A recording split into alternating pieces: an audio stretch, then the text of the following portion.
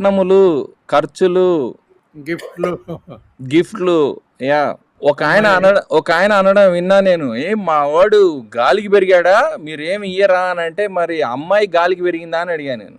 అంటే ఈ బుర్ర కేవలం అంటే ఖర్చులు అనేటివి కేవలం అబ్బాయిని పెంచడానికే అవుతాయా? అమ్మాయిని పెంచడానికి గావా? అంటే ఈ దరిద్రమైనటువంటి ఆలోచన విధానాలు మనం మార్చుకోవాలి. యాహ్!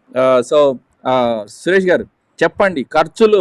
అంటే నేను ఎప్పుడు చాలా చోట్ల నేను చెప్పే ఒక మాటే మళ్ళీ గుర్తు చేస్తున్నాను. ఆడపిల్ల దగ్గర మీరు డబ్బులు తీసుకొని పెళ్లి చేసుకోవాలని అనుకునే లెక్క అయితే మీరు పెళ్లి చేసుకోవటం మానేయటం మంచిది. Very good. It's a shame on everyone, the entire family. That's how I see. Wonderful. William sir? పెళ్ళి వ్యక్తులతో కానీ ఫైనాన్సెస్తో కాదు కదా. సో ఇప్పుడు పెళ్లి చేసుకుంటుంది డబ్బులతోనా లేకపోతే ఆస్తితోనా మనిషితోనా అనేది ప్రశ్నగా ఆలోచించాలి. సో ఇప్పుడు దేవుని చిత్తానుసారంగా దేవుని ఎంపికలో ఉన్నటువంటి అమ్మాయిని పెళ్లి చేసుకుంటున్నప్పుడు లేకపోతే అబ్బాయిని పెళ్లి చేసుకుంటున్నప్పుడు డబ్బులు అనేటువంటి ప్రస్తావన అసలు ఎందుకు వస్తుంది? ఆస్తి అనేటువంటి ప్రస్తావన ఎందుకు వస్తుంది? ఆ విధంగా ప్రస్తావన వచ్చి దానికి దేవుని చిత్తం అనేది ముడిగా కట్టాలనుకుంటే కనుక అది బయట నుంచి అతికిచ్చినట్లు అవుద్ది కదా. ఖర్చులు ఎందుకు మన శక్తికి మించినటువంటి ఖర్చుల కోసం పోవడం, ఖర్చులు చేయాలని, చాలా ఆడంబరంగా పెళ్లి చేసుకోవాలని ఎదుటి కుటుంబం పైన అమ్మాయి కుటుంబం పైన మీదబడి రాక్షసుల్లాగా వాళ్ళను పీల్చుకు తినేటువంటి ఆ క్రూరమైనటువంటి లోకపు మనస్తత్వం ఎందుకు మనకు? మీరు ఇప్పుడు సురేష్ గారు అన్నట్టు మీ పెళ్ళి మీరు చేసుకోలేకపోతే పెళ్లి చేసుకోవద్దు. చాలా బాగా చెప్పారు సురేష్ గారు.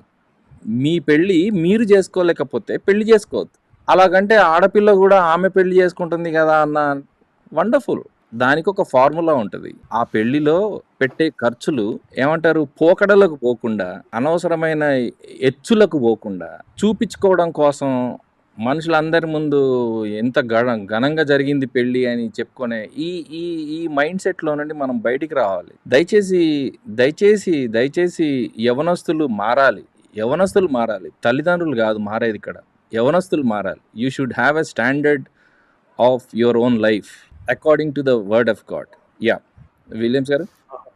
అంటే ఒకటి కానీ చాలా ఫూలిష్ థింగ్ మనోడు చేసేది ఏంటంటే అది పెళ్లి కూతురు అవ్వచ్చు, పెళ్లి కొడుకు అవ్వచ్చు, లేకపోతే ఇరుపక్షాల కుటుంబాలు అవ్వచ్చు, కానీ ఎవరు చేసినా కూడా అప్పు చేసి పెళ్లి చేయటం అనేది బుద్ధిహీనత.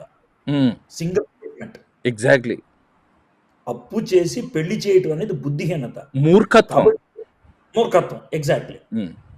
ఎందుకనంటే నీకు ఎంత స్తోమత ఉందో అంత స్థాయిలో పెళ్లి చేసుకొని కుటుంబాన్ని హ్యాపీగా స్టార్ట్ చేయటం మంచిది, కానీ అప్పుతో కుటుంబాన్ని స్టార్ట్ చేయటం అనేది అంతకంటే బుద్ధిహీనత ఇంకోటి ఉండదు. రైట్. అంకుల్ ఏదో చెప్పబోతున్నారు.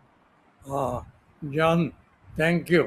బాగుంది. ఖర్చుల మీద చాలా ముగ్గురు క్లియర్గా మాట్లాడారు. I'm very happy.